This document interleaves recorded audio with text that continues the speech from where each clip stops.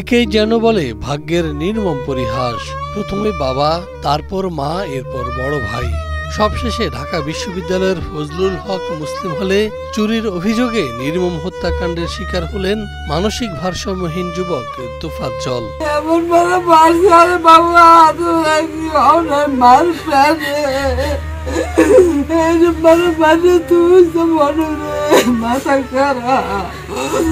গত 18 সেপ্টেম্বর ঢাবির ফজলুল হক হলরুমের বৈশাচিক সেই হত্যাকাণ্ডের দৃশ্য যেন হার মানাবে মধ্যযুগীয় বর্বরতাকেও, বাকরুদ্ধ করে দেবে যে কাউকেই।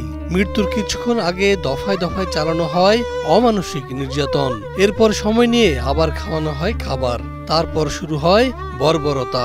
সকল আয়োজনই যেন সুন্দর করে সাজানো ছিল তার এই মৃত্যুর জন্যই। যে ভাত খাওয়াইয়া তারপর যে মানুষ এরকম পিটাইয়া মারে, মানুষ এরকম জানোয়ার মানুষ এরকম, আমার মনে হয় এই বাংলাদেশে মনে হয় এরকম আর হয়েছে কিনা আমার জানা নাই। কথা মনে বলে আমার হৃদয় ভেঙে যায়। আমার ছোটবেলার খুব কাছের বন্ধু ছিল।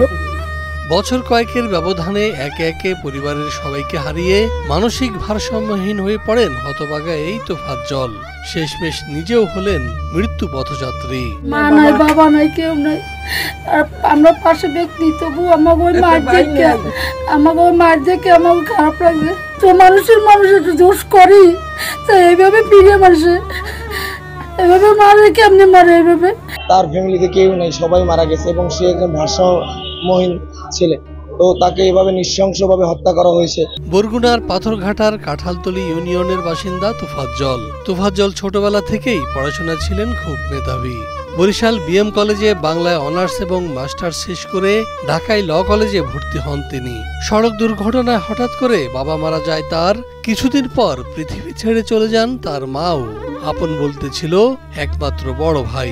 গেল বছর পুলিশে চাকুরি অবস্থায় ক্যান্সারে আক্রান্ত হয়ে না ফেরা দেশে চলে যায় তার বড় ভাইও, এমনকি ছেড়ে চলে যায় প্রেমিকাও।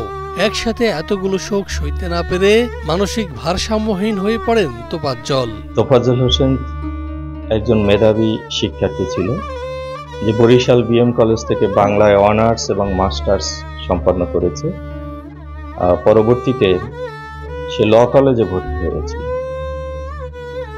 একই বছরের মধ্যে তার বাবা, মা এবং বড় ভাই মারা যায় এবং সে একটা মেয়েকে ভালোবাসত। সেই মেয়েটি তাকে ছেড়ে যাওয়ায় এতগুলো কষ্ট, আঘাত সহ্য করতে না পেরে সে মানসিক ভারসাম্য হারিয়ে ফেলে। তোফাজ্জলকে নির্মমভাবে পিটিয়ে হত্যার ঘটনাটি সামাজিক যোগাযোগ মাধ্যমে ছড়িয়ে পড়লে শুরু হয় ব্যাপক আলোচনা সমালোচনা। ঝড় ওঠে হত্যাকারীদের বিচারের। এর পরপরই সন্ধ্যায় পুলিশি অভিযানে আটক হন হত্যাকাণ্ডে জড়িত 6 জন। এছাড়াও তাৎক্ষণিক সিন্ডিকেট সভায় ঢাকা বিশ্ববিদ্যালয়ে সকল রাজনীতি ও বন্ধের সিদ্ধান্ত জানান বিশ্ববিদ্যালয় কর্তৃপক্ষ।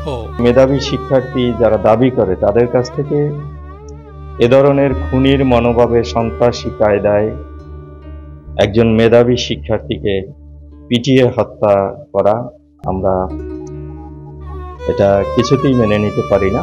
তোফাজ্জলের এমন মৃত্যু কোনোভাবেই মানতে পারছেন না তার নিজ জেলা বরগুনার সাধারণ মানুষ।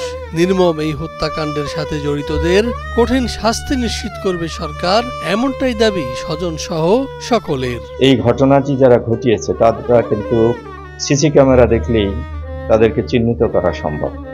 আশা করি 24 ঘন্টার মধ্যেই তোফাজ্জল হত্যার খুনিরা গ্রেপ্তার হবে এবং এই বাংলাদেশে খুব শীঘ্রই এই হত্যার বিচার আমরা দেখতে চাই। আমরা এর তীব্র নিন্দা ও প্রতিবাদ জানাচ্ছি। এরকম যদি হতে থাকে তো আমাদের দেশের অবস্থা কি হবে, ভবিষ্যৎ প্রজন্ম কি হবে।